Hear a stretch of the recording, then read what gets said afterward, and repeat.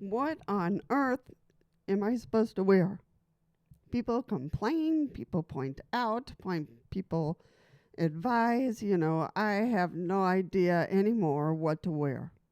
So, let's look at it. This is the one thing that we really want to avoid, and that is ulcers or wounds in our skin.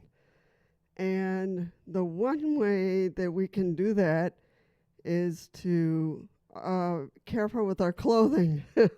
Of all things, what we wear could be causing some irritation in our skin. So how do we figure this out? Well, there's a few tips that I've learned, from my own therapist, my doctor, other wheelchair users. So, we have to be careful with tight clothing. I know some people really like tight clothing, but for us, we have to be careful with that tightness. Now, I do wear compression socks. That's the only tight thing I wear, but it helps me with cramping and pain, and I want my feet to be comfortable. So, so that's the only tight thing I wear. So tight clothing, we want to be cautious with that. With our pants or slacks, we want to be careful with metal zippers or buttons that could, ingrain itself in our skin. Anything else that might be tight. When I wear jeans, which is the most cautious thing that I have to watch, is I wear those flex jeans. So that is, it's loose, it's flexible, doesn't have any seams that could cut into my skin or dig itself into my skin. So I use the flexible type jeans. We have to, again, be careful with buttons, those metal buttons or metal zippers. So, plastic zippers is always better for us as long as it's not rubbing on our skin. And again, the hard creases in our skin. We have to be careful with clothes bending over in a crease. When you put your socks on, you got to be careful with creases. Be careful with, underwear or pants or blouses that might crease up and begin to rub into your skin. So we want to be careful with that. Elastic is good as long as it's not tight. So elastic is our friend, basically, as long as it's not tight and restrictive. So I make sure that the elastic that I have on, my underwear has elastic, my jeans and my joggers have elastic, but I make sure they're like a size over that I need. So if I'm a 1X and I get a 2X, I'm a 2X, I get a 3X. So, just so it's not tight and restrictive. Again, wrinkles in clothing, we got to make sure everything is smooth. For women, I heard from another wheelchair user that pants for pregnant women are very comfortable. So you might want to look at your store and try one, see how it goes. So pants for pregnant women, a very interesting tip. See if you need to make a cut somewhere in your pants. If you wear pants a lot, which I do, because I have a brace on one of my legs, so I just cover it up with pants. But if you need to make a cut and add like a zipper, a soft zipper, or a snap, that might be helpful. Some of us are having cath permanently, so we need some kind of space there. So, see if you need to make a cut somewhere in your pants to make it more comfortable in a zipper or a snap. There are companies out there that make clothing for people with disabilities of all kinds. However, it can rack up to very expensive, and that's the sad point. I think that adding a button or adding a snap or adding a soft zipper, why do they add, $20 to the item or $30 to the item, or sometimes it's even $40 over the regular cost? And I complain about this all the time. You've probably heard about it in other videos, but it really drives me up the wall. But I'm glad that more companies are creating clothing for the disabled because we need it. There is one company that makes clothing for the disabled or for the elderly. It's called Silverts.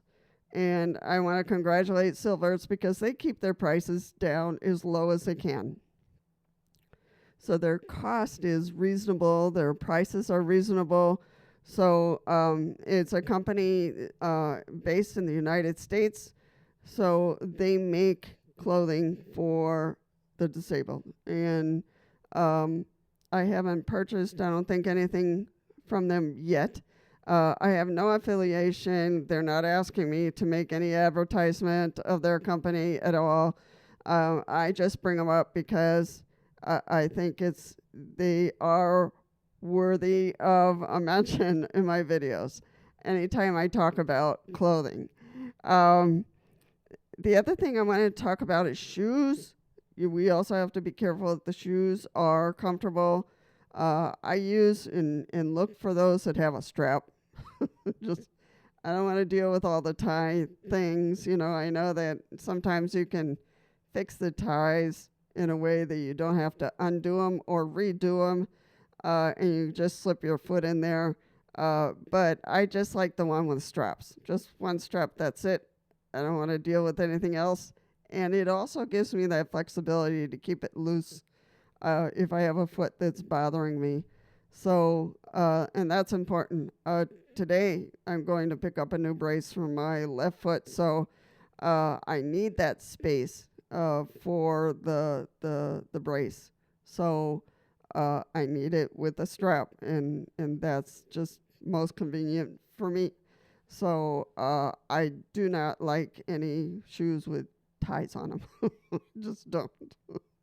And I look for the ones that are a little cushy, airy, and that helps me. There's a lot of shoes now with that horn in the back, so you can just slip your foot in. Those are awesome. You don't have to bend down, but they're a little costly still. So perhaps when they're in the market a little bit more, the cost will come down. But that's what I had on clothing, and I'm hoping that this is helpful. If you have any questions about clothing as a wheelchair user, feel free to post down below or to share any tips that you might have about the clothing you wear. I love it when people do that because then it's just more wisdom on the board for people to look it up, because some people have difficulties with their skin to begin with. They're a wheelchair user on top of that, and then the clothing they're wearing is either too tight, or they say, how did I get this wound? And could be from the clothing they're wearing, or the wrinkles. If their clothing wrinkles up and can start rubbing on that skin and cause a wound. So, and those wounds are so hard to heal.